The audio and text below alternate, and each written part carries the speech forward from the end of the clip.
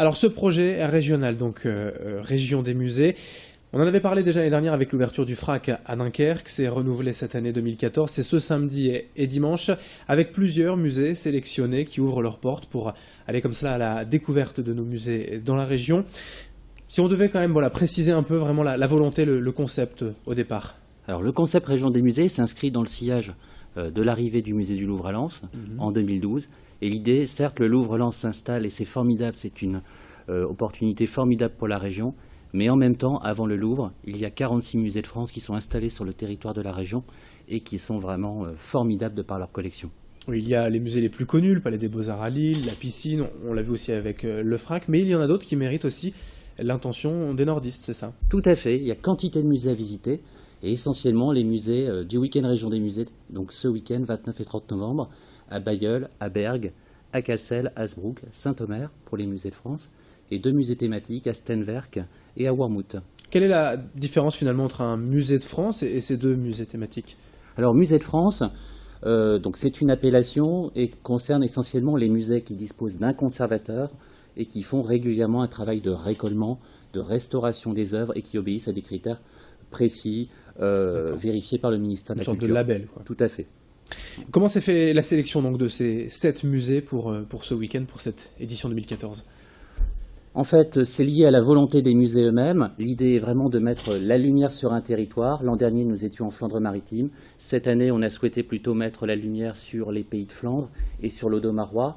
On n'est pas très loin de Lille, il y a l'A25 qui traverse ce territoire et les musées ont répondu présents, ont été tout de suite d'emblée volontaires pour une initiative comme celle-là.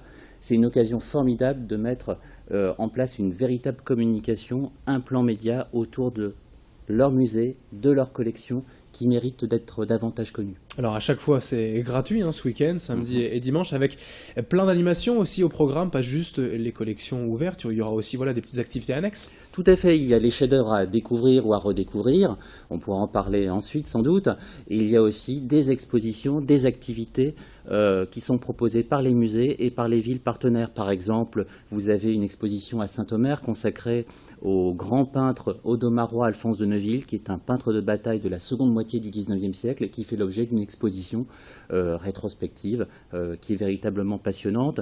À Bailleul, vous avez également une exposition consacrée à des tableaux fantômes. Nous sommes en 1918, la ville est ravagée par les bombes puisqu'on est vraiment à proximité du front et beaucoup d'œuvres du musée Benoît Dupuy disparaissent en 1918 et il ne reste plus que des descriptifs établis par le conservateur de l'époque. Ces descriptifs sont encadrés et occupent une salle du musée qui s'appelle la salle des tableaux fantômes, des tableaux disparus. Et l'idée de la ville de Bailleul, de la plus petite galerie du monde à Roubaix, a été, avec la région des musées, de faire revivre ces œuvres, de faire appel à des artistes contemporains et faire en sorte que ces artistes relisent les textes et propose de ressusciter, entre guillemets, l'œuvre disparue. Donc ça, c'est à Bailleul, au musée Benoît Dupuy. Il y a aussi, vous le disiez, des chefs-d'œuvre à découvrir dans ces musées.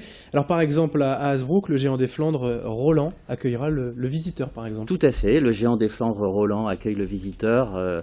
Il est toujours en dépôt au musée des Augustins d'Hasbrouck, ancien couvent, bâtiment exceptionnel du XVIIe siècle, qui s'est installé dans ce bâtiment de par la volonté de l'abbé Lemire, qui était député maire d'Hasbrouck au XIXe siècle et le fondateur des Jardins ouvriers.